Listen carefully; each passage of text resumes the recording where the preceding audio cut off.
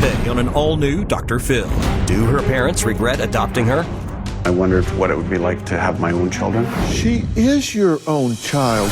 They say she's explosive. They put locks on their doors. She was getting physical and mentally ill. I was put in handcuffs, sent to the psych ward. You can't have a psychiatric hospital parent your child. Did you lie about her needing detox? No. You said on the tape you lied. Let's do it. Have a good show, everybody. Here we go. This is a safe place to talk about hard things. Stand by. We'll count you down. Today is going to be a changing day in your life. 5, 4. I am not giving up on you.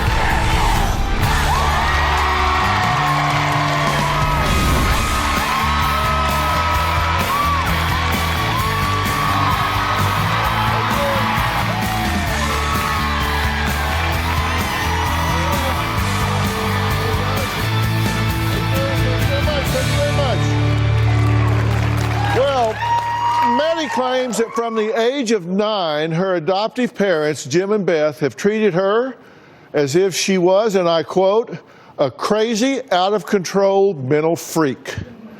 Now, Maddie claims Beth and Jim believe they received damaged goods and now regret their decision to ever have adopted her.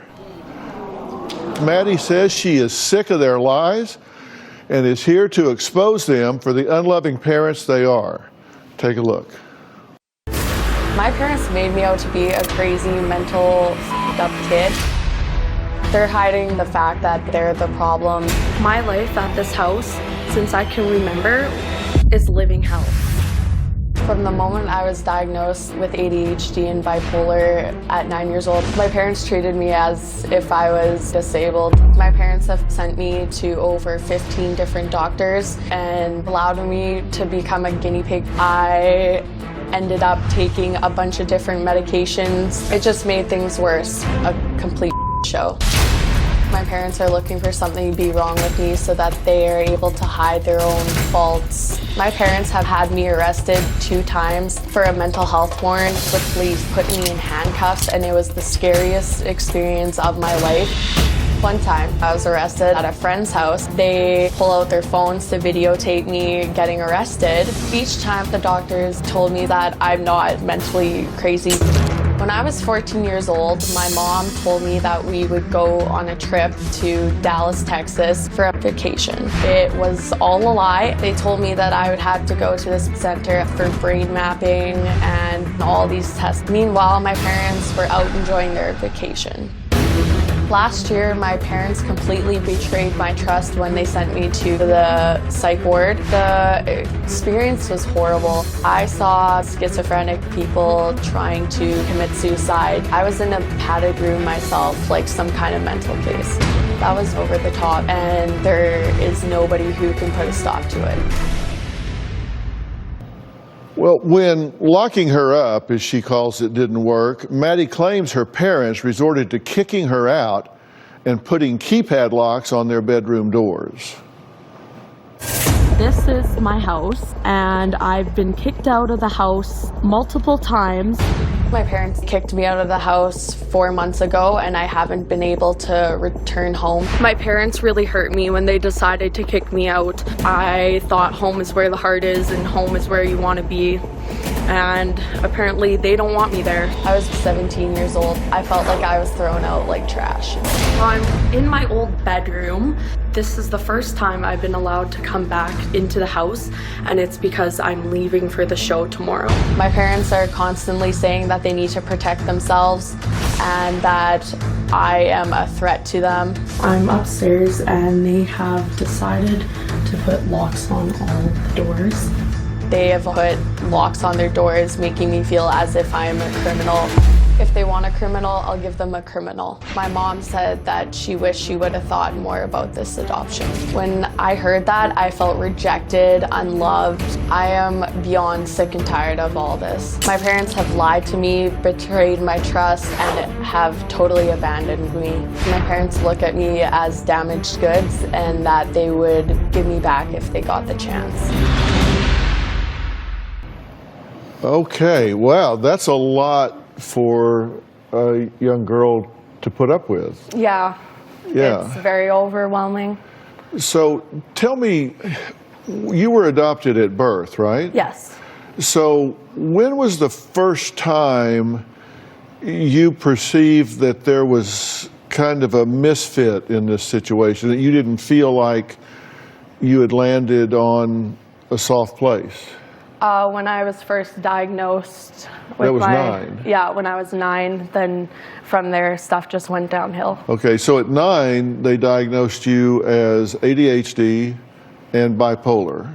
Yeah, Okay, and it was sometime after that that you were diagnosed with a personality disorder. correct. Okay, so what led you to being subject to a diagnosis at 9? What was happening that caused them to take you to mental health professionals at 9?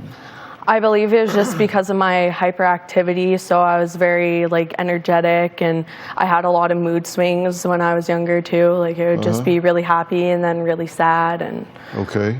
You've been to how many doctors, you say, 20? 20, 25 different doctors. Okay, psychologists, psychiatrists? Yeah, all of them. That sort of thing. Now, has your behavior been inappropriate? It has that sometimes. Because they say that you've stolen from them, that you've been physical and violent with them at times, that you've lied and been deceitful at times. Are those things true? Yes, I admit to those, but I am working on fixing them. Okay, and this why do day. you think you do those things when you do them? Probably just because I'm in the moment and I'm not thinking and I'm just really mad. And you've said, and I quote, "My parents don't love me and they regret adopting me."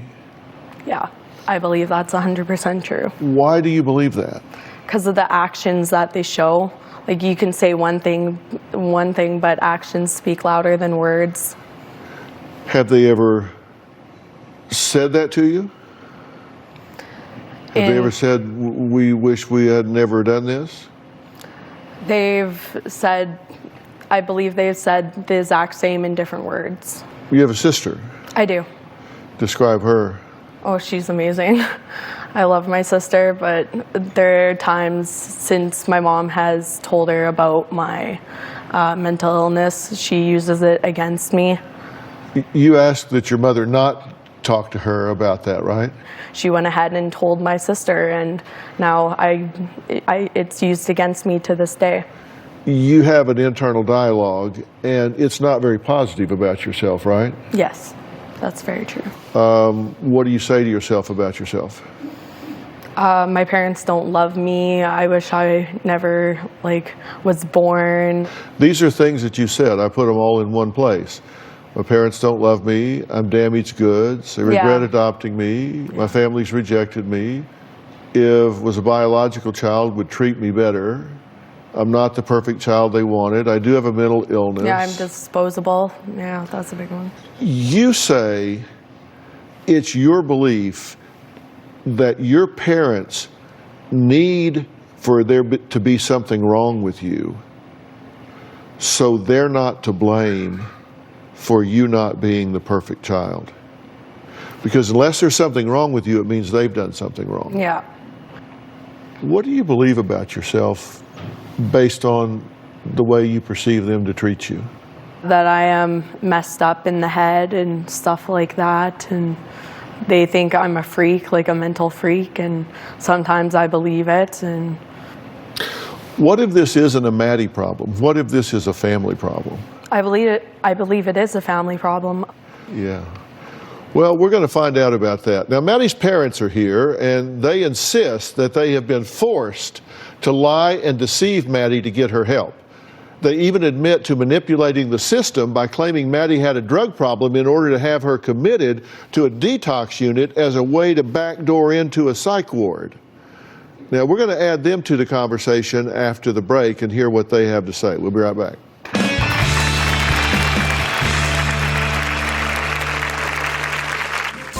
Maddie pulled my arm behind my back. She has pushed me down. She punched me in the back. We've even gone to the police twice to get mental health warrants. We felt the best place for her would be go to the hospital. And later, You told me that there was the abuse going on. I said, I will come and get you. You didn't say that once, otherwise I would have said hell yeah. I didn't know where you were. So y'all go ahead. I'll be right back.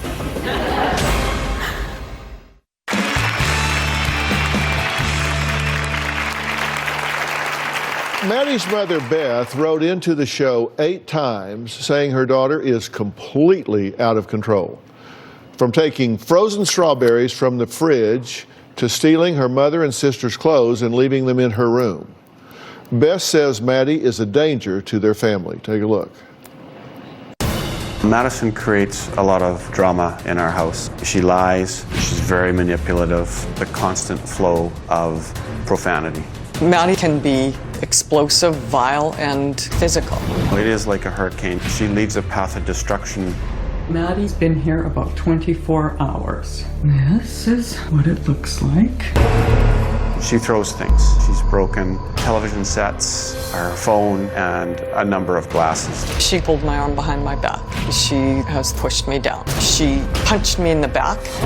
Maddie's stolen from everybody in our household. If we leave money lying around, it disappears. Maddie has stolen several $100s worth of her sister's and mother's makeup and jewelry. She'll take from your stuff, and then you'll find her wearing the bra or the earrings. Maddie was caught shoplifting twice, both times with my mom. Because of the stealing, we've put combination locks on our bedroom doors. These are the locks. It was a brutal decision. I know it hurt Maddie a lot to put them on. Maddie's out of control behavior is more a mental health issue than a rebellious teen issue. We've even gone to the police twice to get mental health warrants. We felt the best place for her would be go to the hospital. But the mental health warrants were basically unsuccessful. With all the chaos that Maddie causes in our house, we're better off to have Maddie living somewhere else. She doesn't fit in. There are times when I wondered what it would be like to have my own children. Beth and Jim say they have taken drastic measures to help their daughter, including making up that she had a drug problem in order to have her committed. Take a look. We've had to do some drastic things in order to help Madison. One of those was getting her admitted to the psych ward. The mental health warrants ended up being a waste of time, but going through the process, we learned that the best way to get her the help was to get a detox warrant and have her checked for drugs. I told my parents that an ex-boyfriend made me try drugs, and they reacted by putting me into a detox with hardcore drug users. I am not a drug addict. My experience at detox was horrible because I was around hardcore drug users. I saw people puking because of meth withdrawals. I was seeing the scariest things of my life. Once the psychiatrist saw her at the detox center, he couldn't understand why she was there. He said we should have issued a mental health warrant. So I told him how that doesn't work, and he quickly got her out of detox and took her to the psych ward. She was there for 2 weeks. When she first got out of the hospital, we had about a 2-week honeymoon period where things were a lot more peaceful, and then things started to escalate again. That was very unnecessary and over the top. It is disgusting what they have done to me. I believe it was effective, and if need be, I would do it again. Okay, it's good to meet you guys. You've kind of waffled around about as it got close to, you've wanted to do this a lot, but then as it got close, you've kind of gotten clay-footed about this. It's easy to write an email. I know I want help. When it starts sinking in, the cost of giving up our privacy, the consequences of that, I have fears of, but I fear more doing nothing. So I'm all in. Since you've made the decision to be here, Maddie says that you've allowed her back into the home, you've taken her shopping in Los Angeles, that you're eating meals and spending time together, and that you're continually asking her if she really wants to continue or just stop and go home. I said nothing about that until she said, after Saturday that we were here, she said that she wanted out. She's not doing it She doesn't like, I forget all the things. I spoke to Maddie later in the night and I said, made it clear, we won't force you to do this, Right. but sleep on it and we'll talk in the morning. How you feel about being here now? Oh, I'm fine. Two big what-if questions. What if the problem's not Maddie? I'm happy. If we get a solution, I'll be happy. It for sure isn't all Maddie. There's no question. But we all have. Everything you've described to us to this point has been Maddie's problem. There was not one single sentence in either of your interviews about a family dynamic. It was all about Maddie. You expected something different than what you got, correct? You didn't go down there and say, okay, I would like a pretty little girl that's oppositional, defiant, makes her own rules, and doesn't pay attention when we give her some guidelines. Could we have one of those? Really cute, but we'd like one of those. That's not what you asked for. Yeah, that is true. Yeah. We're going to take a break. Just how bad is Maddie's behavior?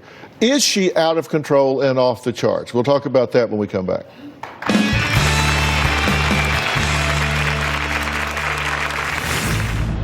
The running away, she was not safe.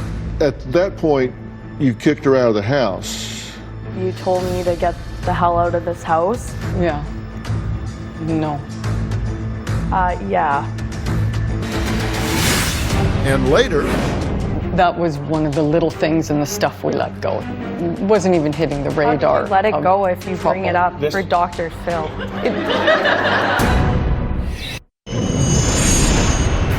Madison has a history of lying. Is it an everyday occurrence? She lies about the littlest things. She'll take frozen strawberries, then we'll find the whole melted big bag in her room. Last month, Maddie scammed us, telling us that she had a new job that she needed tools for. Beth and I agreed that we would buy the tools. She bought $900 worth of tools. Days later, we found out that Maddie had returned all the tools for cash. I don't think she cares. well, Jim and Beth say their daughter Maddie is out of control, but Maddie says she's really done nothing to warrant being committed and locked up in psych wards and detox centers and things like that. So I made a graphic of Maddie's out of control behavior according to Jim and Beth. But first, Jim, and here it is. She's a liar, a thief, a manipulator. Found hundreds of dollars of sisters and Beth's jewelry, makeup, and clothes in Maddie's room. Money lying around would disappear. Assume Maddie took it. Hasn't stolen much money, $20 here and there. Stole booze from the liquor cabinet. Random wallet found in the room. 3 years ago, accused of stealing from a school locker room.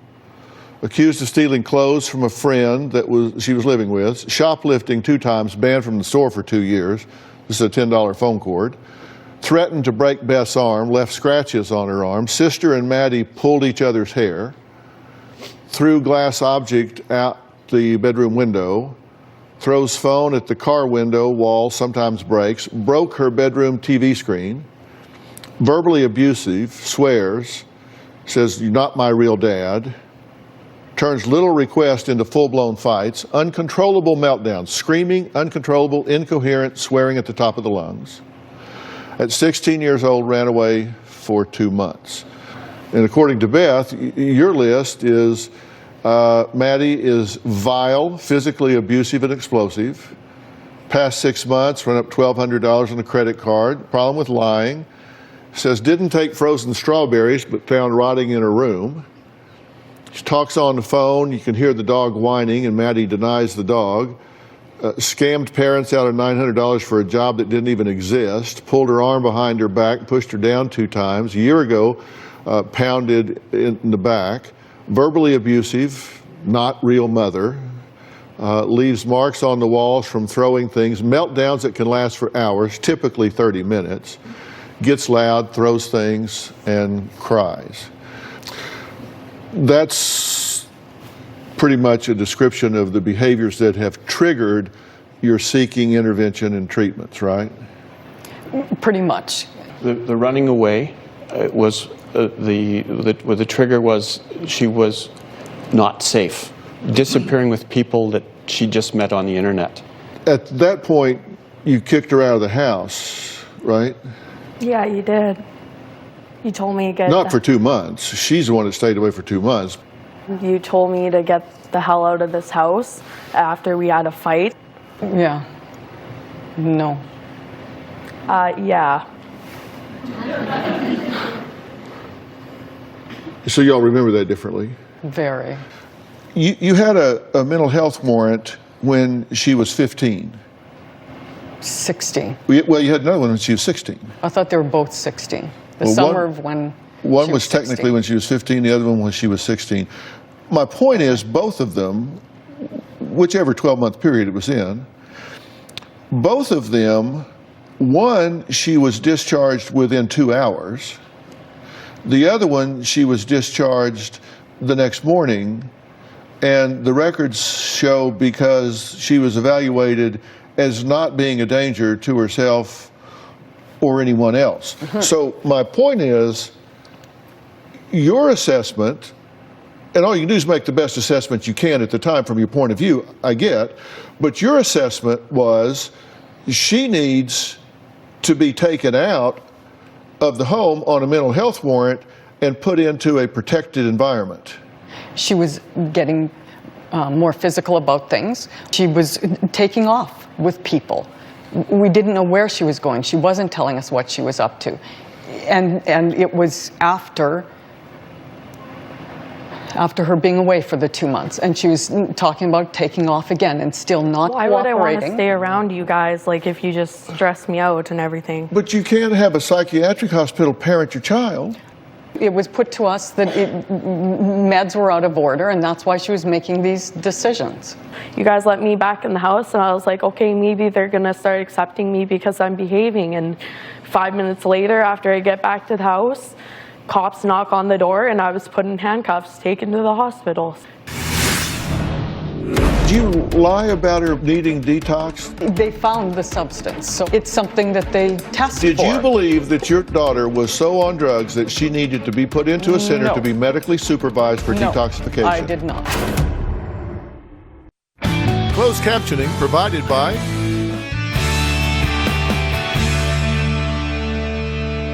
Did you lie about her needing detox?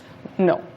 A judge told us that they won't get her the help she needs on a mental health warrant unless she is going to physically harm herself or someone else.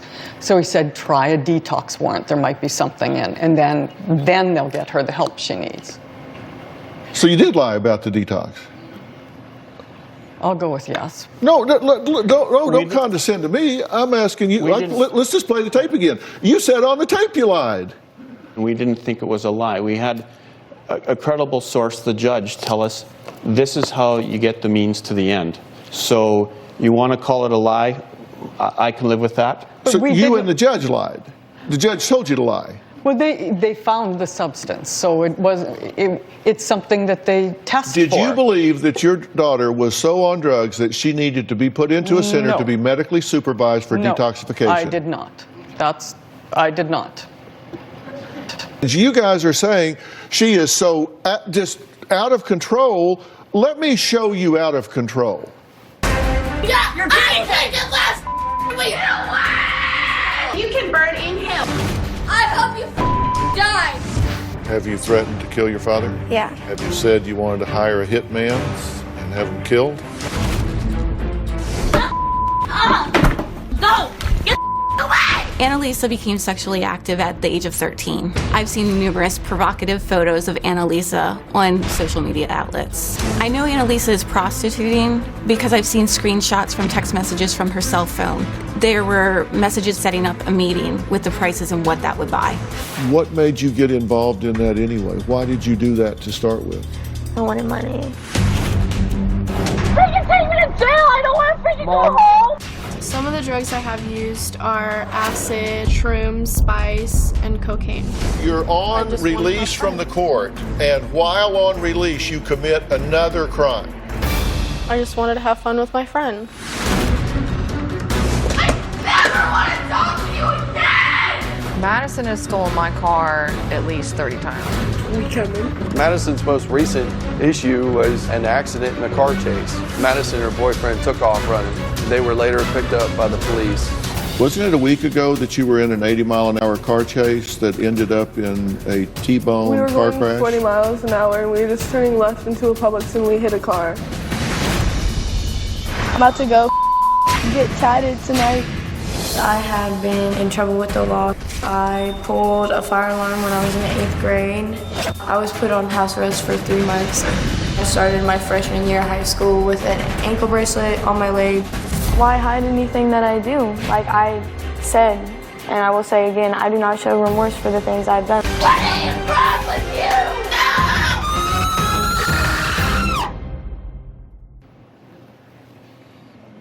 you? Welcome to my world. You say she tears up the house. She took some strawberries into her room, and I'll pay for those. I'll buy them again. And this is where she's destroyed the house. We gave you a small sample. Okay, I haven't. This is punched real holes. destruction. I have not punched holes in the walls, done like graffiti or stuff like on the walls. Understand, I am not excusing her bad behavior. I talked to her before y'all came out here. I made it very clear. This is not okay. This is absolutely not okay. You get that you have change-worthy behavior, right? Yeah. You get that you have impulse control problems, I right? do. You get that you have a problem with lying. You have a problem with doing things that you shouldn't do. But I'm just saying, putting handcuffs on a kid at 15 and 16 and putting her in a psych ward. It was horrible. And doing those things. And why did you do it? And I look on the list and she's let some frozen strawberries melt in her bedroom. I'm like, come on. We're in a different category of behavior here. And I know that's not. I want to talk about the strawberries. We were saying that was one of the little things in the stuff we let go. I mean, that wasn't even hitting the radar. How do you let it go if you bring it up for Dr. Phil? Well, Maddie claims when she was just 16 years old, her mother did kick her out with nothing but the clothes on her back. Her mother says no, Maddie says yes, and she says it sent her straight into the arms of a severely abusive man that she did meet online. We'll be right back.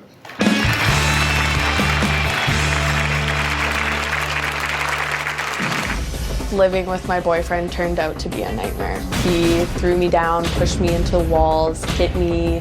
My mom knew exactly what was happening.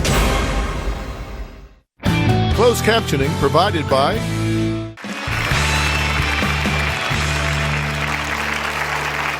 Now, Beth says, no, it did not happen this way. But Maddie says that her mother kicked her out of the house at 16, and she says she moved in with a man who left her bruised and living in fear.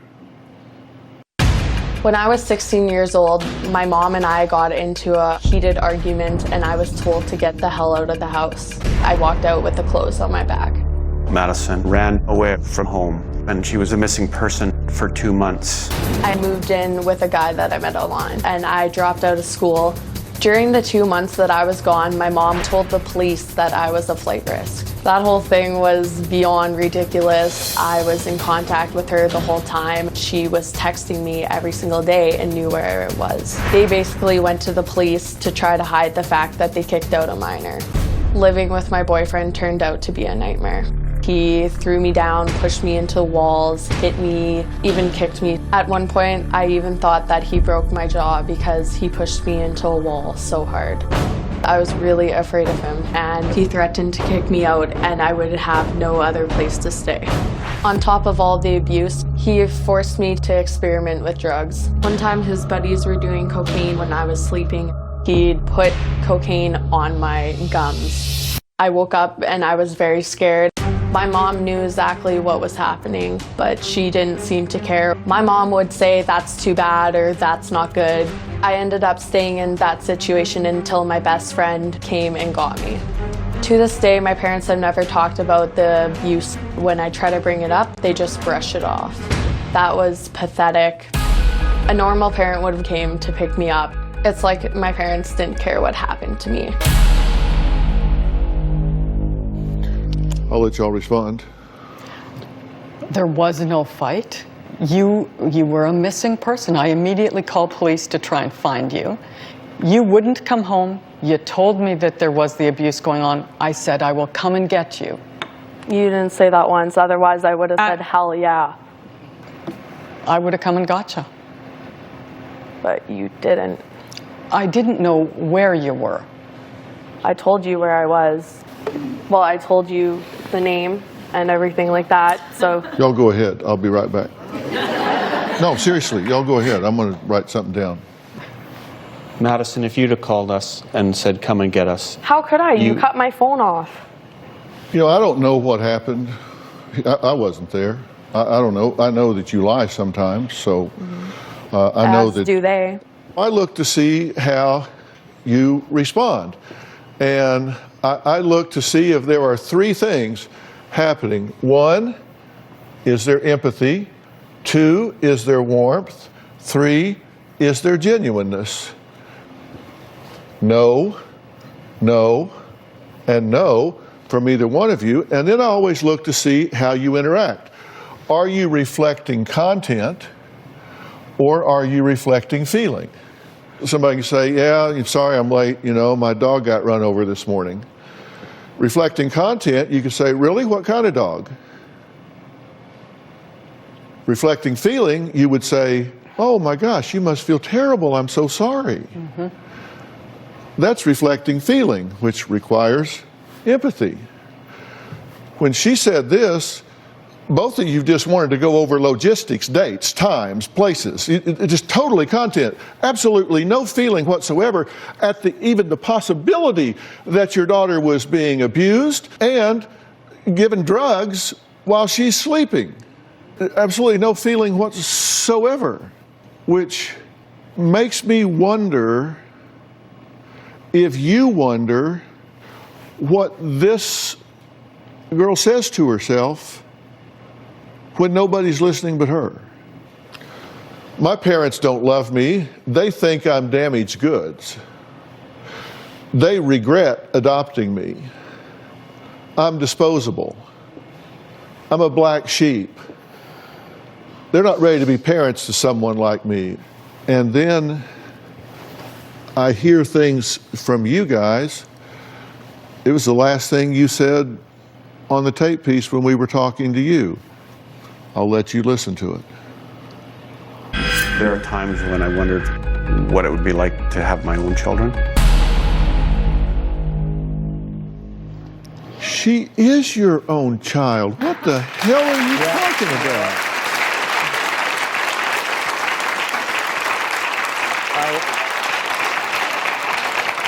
I own that.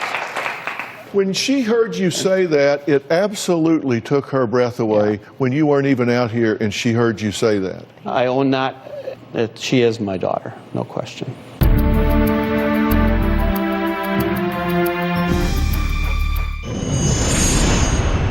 My parents have put a wedge between me and my sister.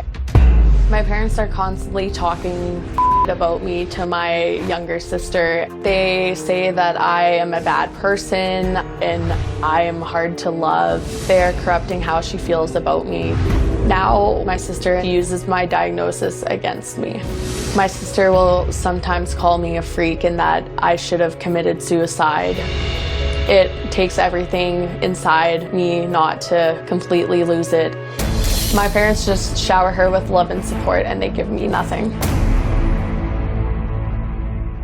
Let's say you've got behavior that is change-worthy, okay? So here, you've got change-worthy behavior. Now, you've got two tracks that you can go. You can go this track along here, and we will call that the pathology track. Okay, and that's where you are assuming that there is something wrong from a mental illness standpoint.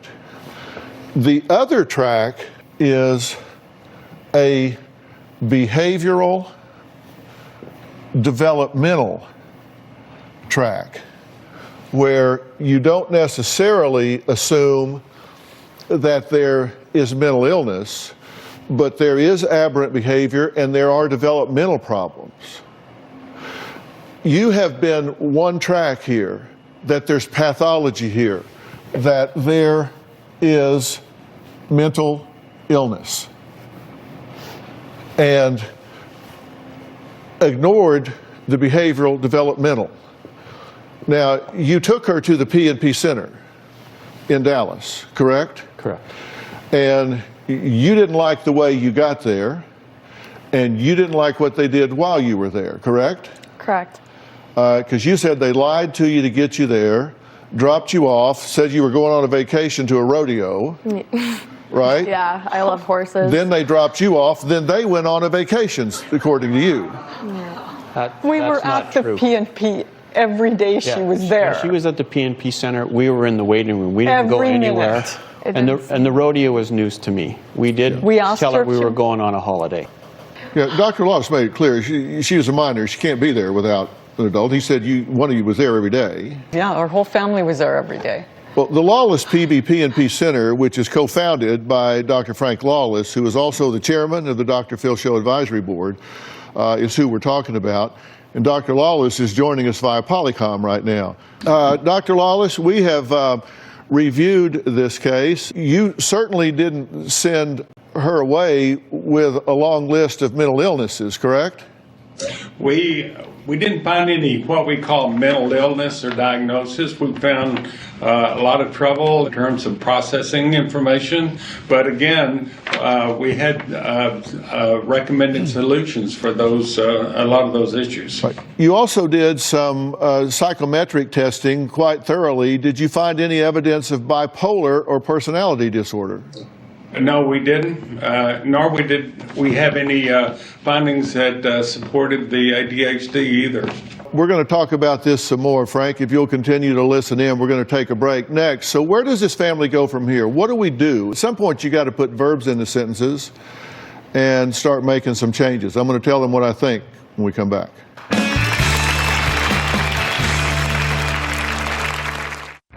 Closed captioning provided by... The good news is, it does not appear to me or to Dr. Lawless that your daughter suffers from any profound pathology here. That should be like really good news. Perfect. I mean, Perfect. You know, throw caution to the wind and break out into a smile. Yay! That's good news. That'd be wonderful. That doesn't mean that her behavior is any less troublesome for her or for you. And you do have behavior that you need to work on. Oh, yeah. You saw her internal dialogue up here, and I do think that she has really questioned who she is and where she fits in. And you two can help with that greatly. You don't have to love everything someone does to love them. And that's what she needs to understand. You might not love a behavior she does on a Tuesday afternoon, but she needs to know, independent of that, you love her unconditionally. Yeah. There's a place that I think is really extra special, and you probably heard me talk about it. It's on site in Tennessee, and they do very specialized, customized workshops for individuals and families that have been through trauma. Miles Adcox is the owner and CEO, and he has extended an offer for this family, together, separately, whatever works out best, to come there and spend some time and go through a few very specific workshops that we have discussed that can give you a real jump start on getting things going. And so I want to make that offer to you and let you all discuss that with them. This is our gift to your family to start. And after that, I think you need just some good, solid family counseling that will meet on a regular basis and say, let's make a to-do list and let's work through this. And I think this is going to look a good deal different in a very short period of time, because I'm not talking about going down the pathology road. I'm talking about going down the behavioral and developmental road here, developmentally as a family, as an individual. And if you'll let me do those things, I think this is going to change dramatically. Thank you. Fair enough? Thank you. Are you willing to do that? Oh, yeah. You willing to do that? Yeah. All right, I want to thank all of my guests today, and a special thanks to Dr. Frank Lawless. Frank, thank you very much. Dr. Lawless will stay involved in this as well, and I hope can kind of re-energize some of these protocols that need to take place. A special thanks to Miles Adcox and OnSite. We'll see you next time.